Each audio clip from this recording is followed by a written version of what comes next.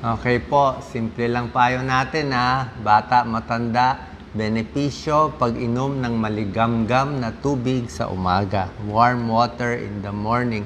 Lagi ko yung ginagawa, 1 baso, 2 baso. Minsan nga, pag gumising ako 4 a.m., inuunahan ko na ng 1 basong tubig eh. Maraming benefits. Explain natin isa-isa. Lalamunan, digestion, parang detox na yan eh. Diba? Good for digestion, pang-alis ng mga toxins, para sa balat, hindi ma-dehydrate ha. Isa-isahin natin. Warm water sa umaga, pwede sa sipon, sa ubo, sa plema, sa sore throat. Siyempre, pag natulog tayo, di ba, pagising natin, may malapot na laway, minsan pagising mo, madadahak ka pa ng plema, di ba, masakit ang lalamunan mo, baka may GERD ka, kaya yung warm water, napakaganda sa lalamunan. Sa sinus, sa sipon, o may allergy kayo, kailangan di ka dehydrated. Ayon sa pag-aaral, ang warm water mas maganda sa mga sipon, sa ubo, kumpara sa cold water. Yan. Iba kasi yung warm eh. Parang steam siya eh. Para siyang suub eh. Diba? Yan ang gusto ng... tsaka yung paghinga natin, warm yan. Tingnan mo yung hinga mo, warm siya eh. So gusto ng katawan, warm. Kaya nga ang sabaw, napakaganda ang hot soup, di ba? Warm chicken soup para sa sipon, sa ubo. Yan, no? Pampalabnaw ng plema, 8 to 12 glasses of water a day, lalo na sa umaga. Number 2, warm water sa umaga, maligamgam na tubig, digestion, sa ulcer, sa GERD, sa hyperacidity. Kasi syempre, pag may GERD kayo, tulad ko, hyperacidity, pag higa mo sa gabi, flat na flat, yung acid aakyat, di ba? Ang lapot ng laway, yung iba nawawalan pa ng boses, nasisira ang vocal cords. So pag may tubig ka sa umaga, yan, mahugasan siya. Umaga pa lang yung acid sa tiyan. Hindi ka kumain buong gabi, yung acid, at least nakainom ka ng tubig, mahugasan siya. Good for digestion, metabolism, at yung mga acid matatanggal hanggang makakain ka. Warm water, pwede rin sa mga PMS, di ba? Premenstrual syndrome, stomach pain. Number 3, pwede siya sa constipation, pagtitibi, di ba? Pag matigas ang dumi, bakit? Parang tae ng kambing. Bakit parang tae ng kambing? Walang tubig eh, dehydrated eh. So, pag marami kang tubig, mas malambot ang dumi. Dagdagan mo ng high fiber, vegetables, prutas, papaya, pakwan, mangga, ubas, lalambot ang dumi mo, lalo na sa may edad. Okay? Constipation, tubig. Yan. Good for digestion, pangtanggal ng stress. Pag na-stress tayo, bakit? Dry mouth, di ba? Stress. Dry na dry, di ba? So, inom ng tubig. Magbi-video ako, inuman ko na ng tubig. Siyempre, may energy yan eh, may pawis yan eh. Nag-exercise. Bago mag-exercise, ang basong tubig. Mas maligamgam, mas gusto ko. Pag warm kasi, kalmado ang tiyan. Di ba? Masakit katawan, warm. Di ba? Kalmado ang muscle. Ligo, kalmado. Pag cold, minsan nagka-cramp sa lamig, nagugulat. Number 4, warm water sa umaga para hindi ka mag-headache. Di ba? Magising mo. Bakit na-headache? Minsan dehydrated. Ang utak natin, 75% water yan. For brain function, para sa mood. Kasi pag dehydrated, sasakit ang ulo. Kaya yung mga may migraine, subukan mo, tubigan mo. Baka pwede na. Libre po to. Walang bayad. Kahit sa probinsya, pwede natin gawin. Diba yan ang gusto natin, libre. Diba? Ay kung gumaling ka na, hindi ka na magpapacheck up, di okay na. Pero pag may sakit, papacheck up pa rin tayo. Number 5, tubig, napakahalaga. Paggising sa umaga, good for the skin. Pampaganda. Tignan mo yung mga halaman. Diba? Halaman, wag mong tubigan. O, 2 days, kuluntoy, patay yung halaman. Tao, wag mo tubigan, babagsak yung mga, madidehydrate, kukulubot. Lubog yung mata, kailangan niya ng tubig for the skin. Yan. Pagpagod, tubig din, baka dehydrated, hindi makaisip, hindi makasagot sa test, baka dehydrated. Hydration, ha?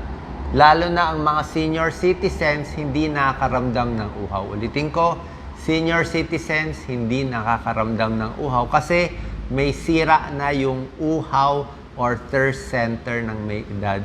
Hindi na niya alam na dehydrated siya. Kaya tingnan mo lang yung ihi, Pag matagal na hindi umiihi, madilaw na, inom na tubig. Kahit bata, inom na agad ng tubig. Okay? Hydration, tubig, pwedeng hot tea, pwedeng sabaw. Ang prutas, meron ding gulay. Yan. So, mas gusto ko warm water, good for the stomach. Cold water, baka medyo masakit. Number 6, ito, ginagawa ni Doc Lisa. Tubig, pampapayat. So, warm water sa umaga, 1 to 2 glasses bago mag-breakfast, busog ka na. Hindi ka na makalagay ng maraming tapsilog, bangus, 3 platong kanin. Hindi mo na maubos. Paano? Pinuno mo na ng tubig, masusuka ka na . So, may tulong talaga yan. 2 basong tubig, or yung iba, nagsasabaw muna para medyo busog ka na, di ba? Yan. Tsaka warm water, pampaganda ng metabolism. Mas mabilis metabolism, mas nakaka-burn ka ng calories. Kaya warm water, good for weight loss. Before breakfast, lunch, or dinner. Number 7, tubig. Kailangan ng dugo. Diba? Dugo, tubig yan for circulation. Para maganda, may tubig ang arteries and veins, maganda circulation sa puso, sa utak. Warm water po yan. Napakaganda. Maligo din ng maligamgam, di ba? Para mas mamumula-mula tayo, di ba? Kaya ang iba nagsasauna pa di ba? For circulation. Hot water, warm water improves circulation. Number 8, para sa kidneys, para sa UTI.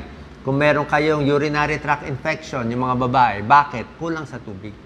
Okay, baka may bacteria o baka may hindi nakahugas maayos, pero pag marami kang tubig, hindi magdadami ang bakterya sa pantog at sa kidneys Kasi tubig Baga sa inidoro, pag flush ka ng flush, kahit ganong madumi sa inidoro, malilinis yun. Pero kung hindi ka magpa-flush ng inidoro, konting dumi lang, mabaho na. Yan ang nangyari sa pantog natin. Hindi ka uminom ng tubig, konti lang yung bakterya, urinary tract infection ka na. Pero kung ininuman mo ng maraming tubig, kung meron ka mang bakterya, na-dilute Ito yung bakterya mo, ang dami mo ininom na tubig, malabnaw na siya. Hindi na maramdaman ng katawan mo yung bakterya, na nahilo na siya sa tubig. May mga UTI na mild 2 basong tubig lang, gagaling na, without antibiotics. Pero kung malala, hindi mag-antibiotic tayo. UTI, kidney stones, yung mga may kidney stones, bato sa bato, ano problema nila? Ako nagka-kidney stones. Si Doc Lisa nagka-kidney stones. Hindi umiinom ng tubig. Kaya alam ko na yung kasalanan ko.